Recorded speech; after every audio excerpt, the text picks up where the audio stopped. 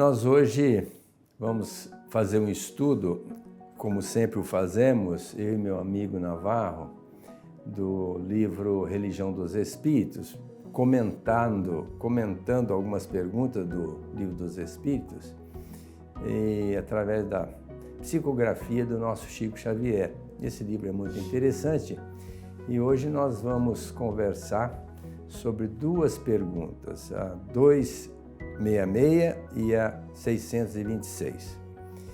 Nessa pergunta 266, falando sobre a escolha das provas, então o nosso querido Kardec pergunta aos benfeitores se a gente não deveria entender como sendo mais prudente ou sendo mais razoável, que ao escolher a prova, a gente escolhesse uma prova mais amena, porque essa é uma visão que a gente sempre tem, de buscar facilitar as coisas.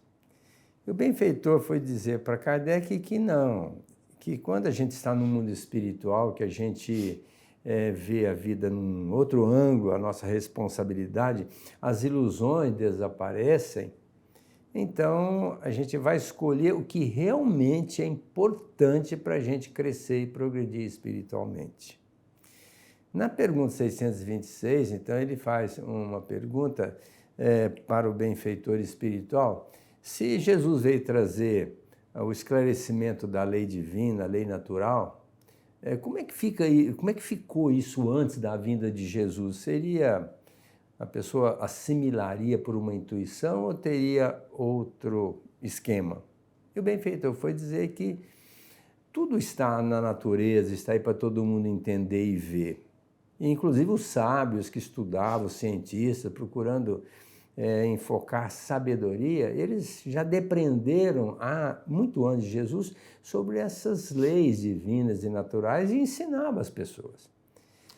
E agora nós vamos deixar para o nosso irmão Navarro falar um pouquinho sobre essas duas questões, que eu acho muito interessante, muito a ver com o nosso dia de hoje.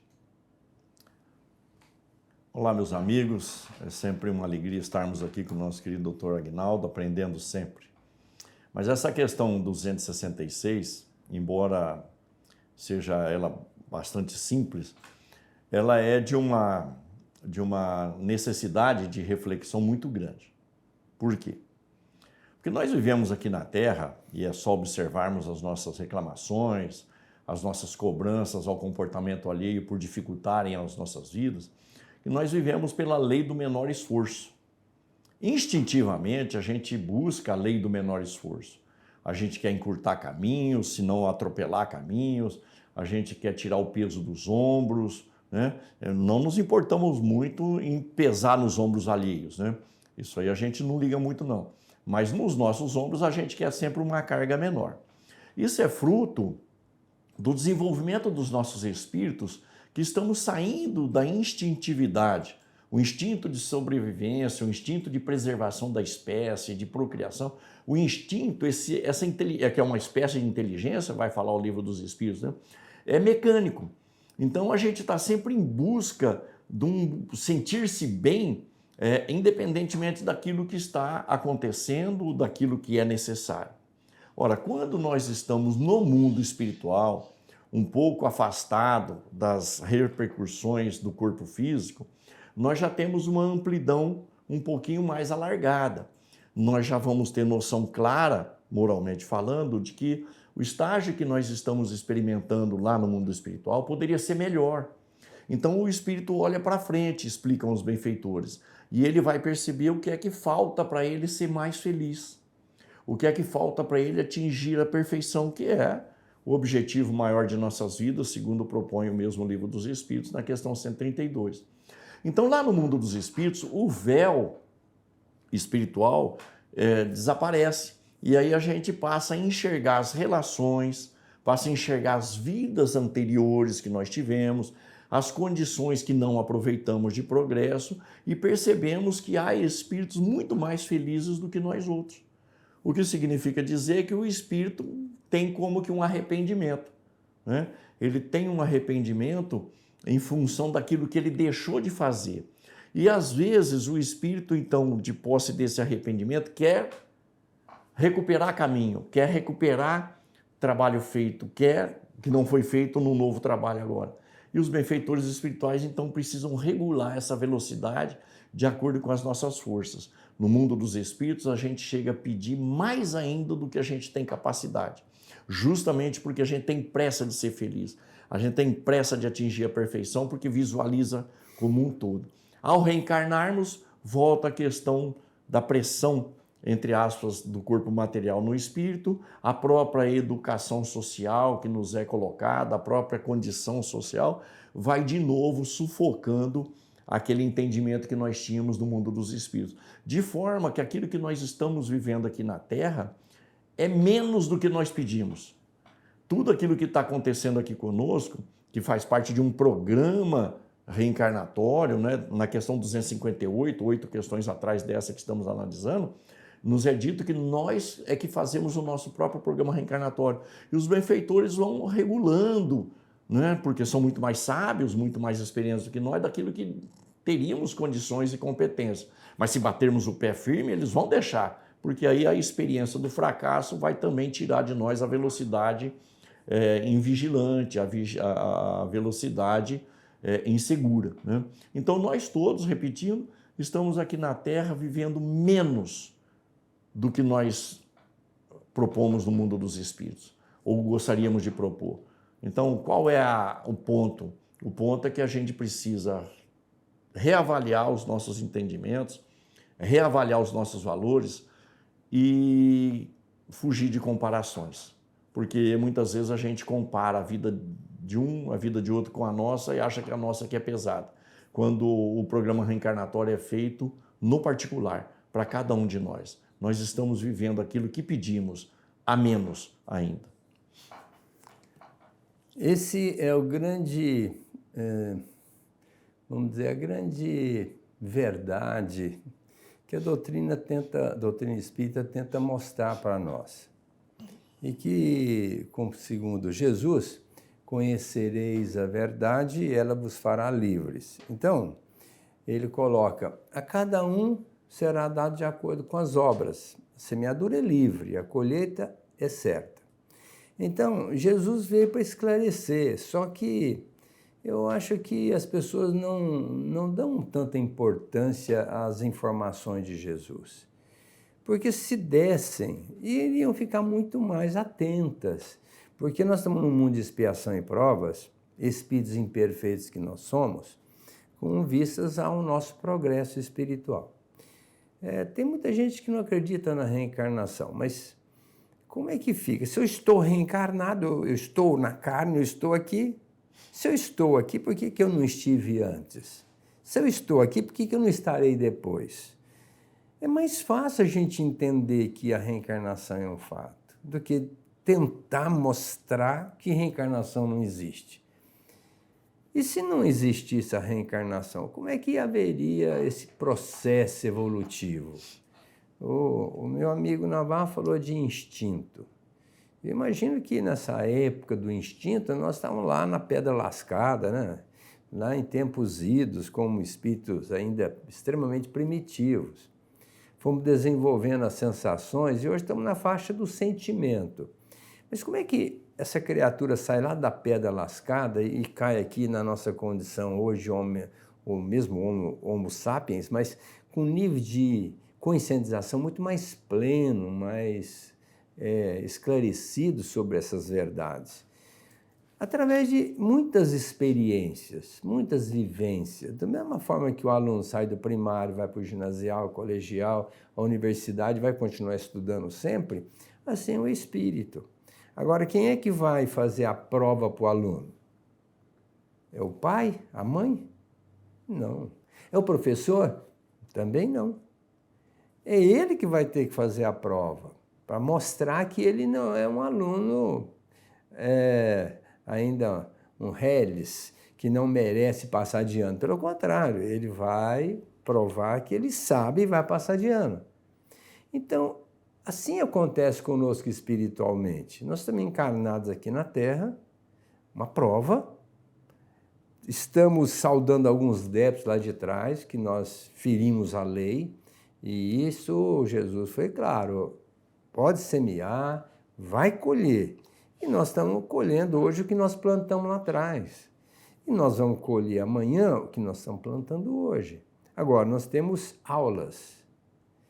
Cotidianamente, a natureza mostra, os avatares mostram. Jesus foi o maior pedagogo que pisou em cima da terra, conhecedor profundo das nossas mazelas, e veio para dizer, olha, é assim que vocês devem viver, para chegar no mundo espiritual de uma maneira melhor do que vocês vieram. Agora, no mundo espiritual a gente tem essa consciência, não como aqui que a gente acha que pode viver e pode fazer tudo, está tudo certo. O Paulo diz que não, tudo nos é possível, mas poucas coisas nos convêm. Então, sabendo que tudo que nós fizermos é de nossa responsabilidade. Estou dizendo tudo, até do pensamento, da fala e do comportamento. Então, não vamos chegar no plano espiritual. Vamos nos dar conta das absurdidades a que nós nos permitimos. E aí fica uma coisa complicada, porque todo mundo está assistindo o filminho da nossa vida. E vai bater uma vergonha muito grande. Vai uma necessidade da gente querer refazer aquilo amanhã. Ele vai pedir para reencarnar logo no outro dia. O André Luiz tem uma colocação, Naval, muito interessante, que ele disse assim, se nós soubéssemos a gravidade dos nossos deslizes aqui na Terra, nós pediríamos para desencarnar e reencarnar de ano em ano. Porque às vezes a gente passa 60, 70 anos fazendo essas absurdidades. Aí chega no plano espiritual, vai somar tudo, é que nós vamos nos dar conta, meu Deus, mas é muita coisa. Então seria bom que a gente desencarnasse de ano em ano, né? E reencarnasse de ano em ano para a gente consertar isso, para não ficar muito grande. Isso retrata que no plano espiritual nós vamos ter noção plena da necessidade da observação da lei divina, vamos entender da gravidade das nossas atitudes infelizes e a nossa consciência, onde está a lei divina, vai nos cobrar. Eu tenho que refazer isso. E aí, então, é o que o Navarro falou, os espíritos amigos vão nos orientar e nós vamos fazer uma escolha de acordo com a nossa necessidade. Quando chega aqui, a gente às vezes reclama, meu Deus, mas está muito complicado.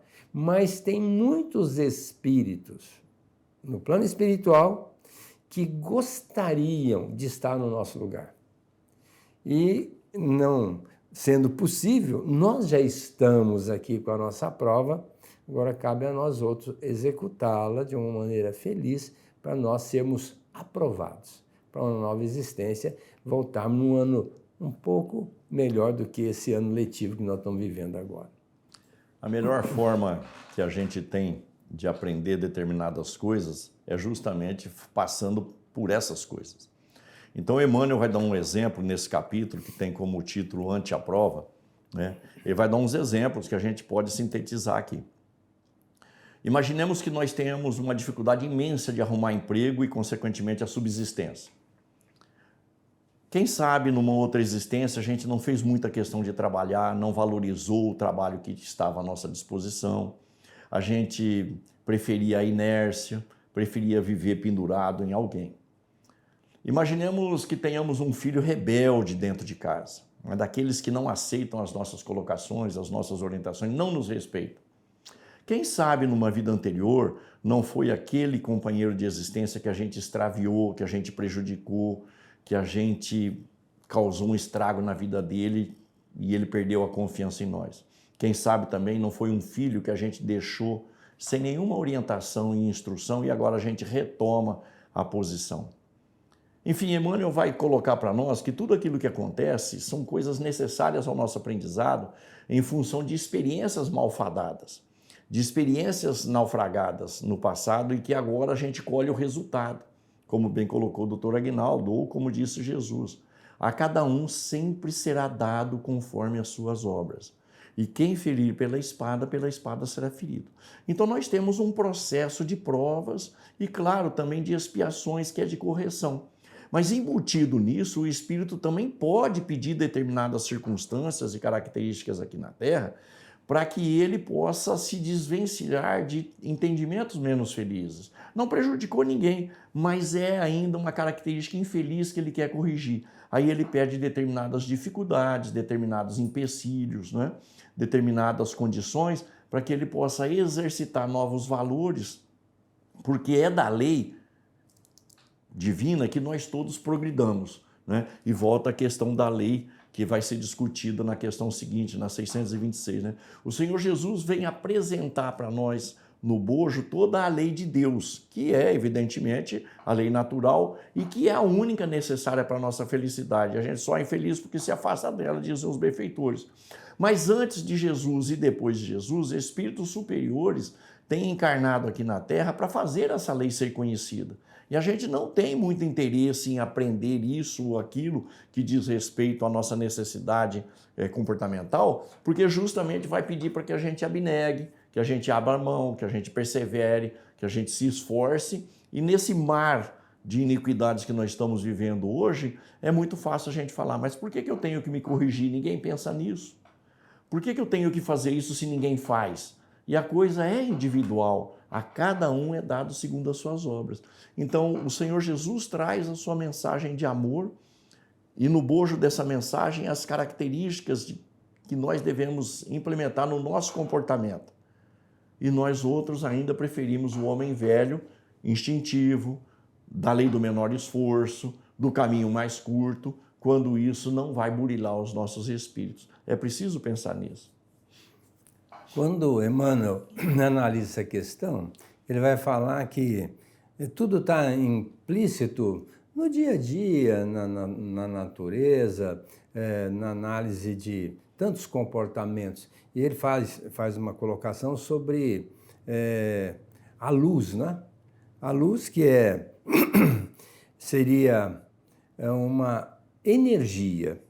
E quando a ciência fala que luz é uma energia e toda matéria é uma luz coagulada, o Cristo vem falar para nós, brilha a vossa luz diante dos homens. Quer dizer, ele enfatizando essa energia que nós temos dentro de nós.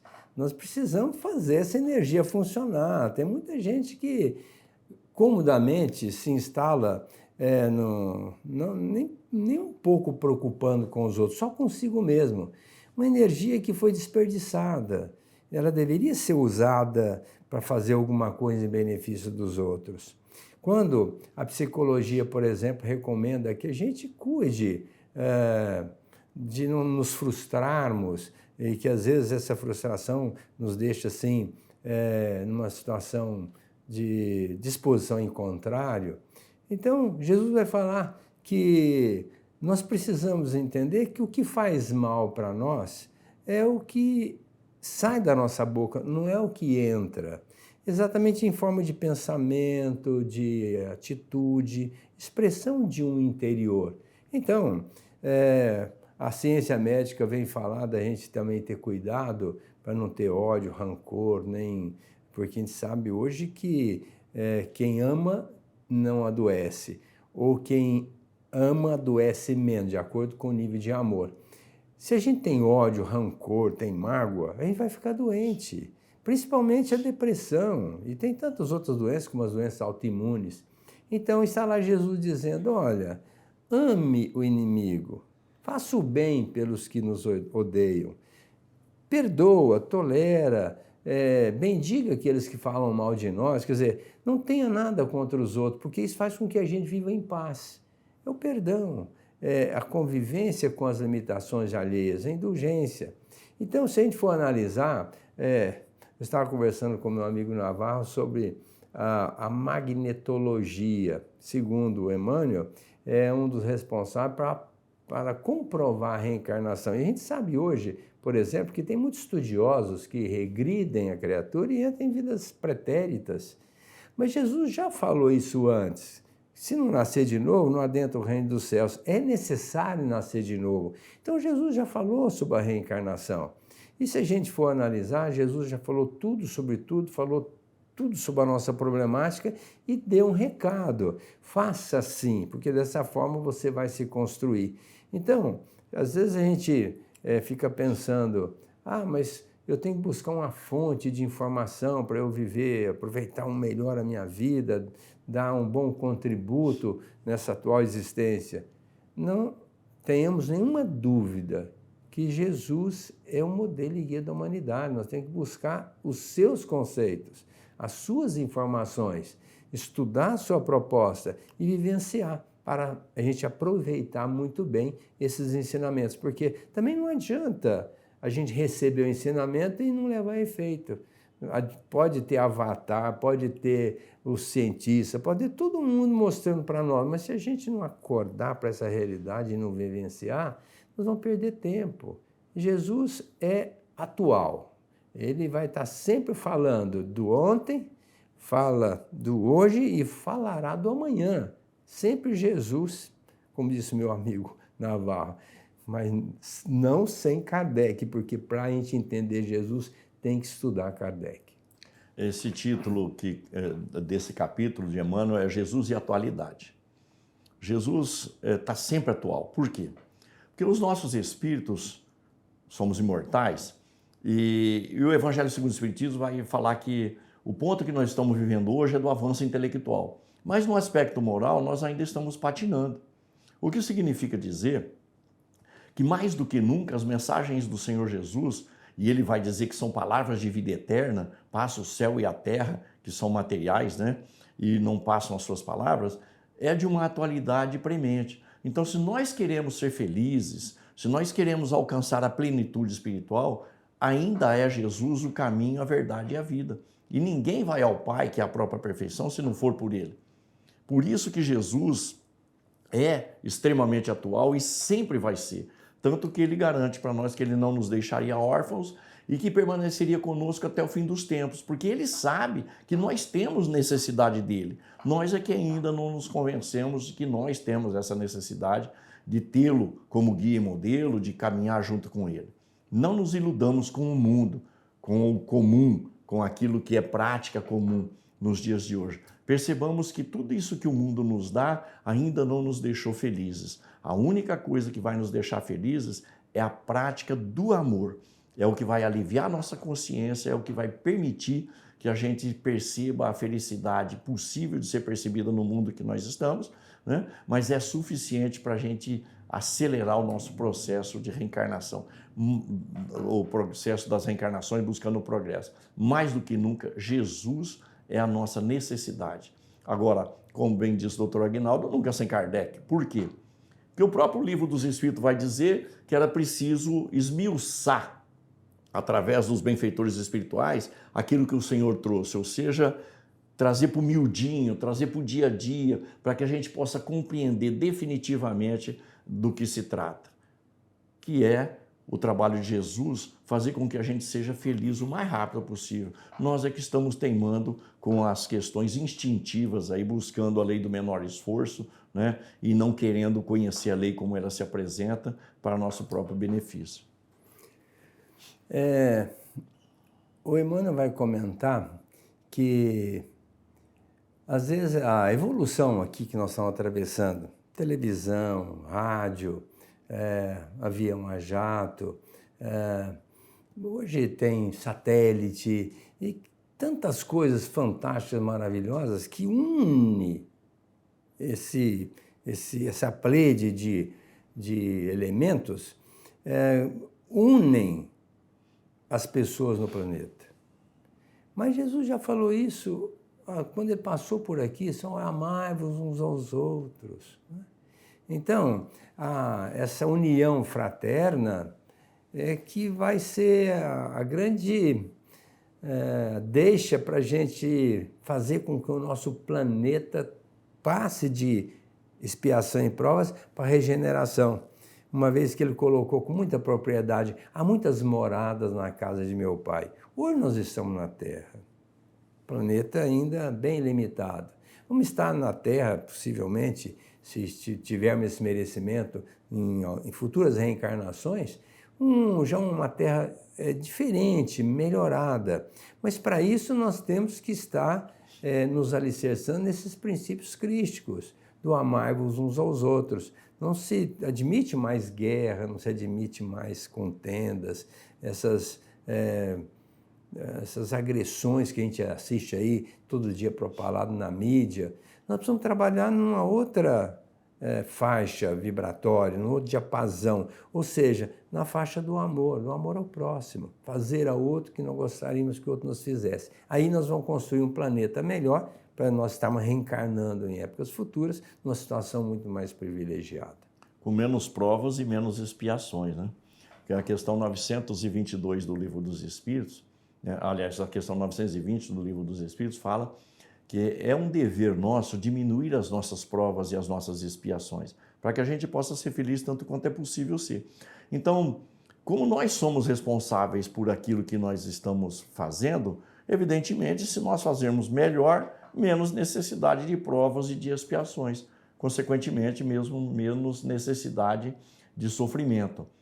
No final das contas, no frigir dos ovos, né, como se diz popularmente, nós é que somos os construtores das nossas próprias vidas. Nós sabemos que aquele que é previdente, lá na frente, tem menos dor de cabeça. Nós sabemos que aquele que se adequa à lei tem que responder menos a essa lei. E assim sucessivamente. Vivemos uma vida decorrente da nossa necessidade.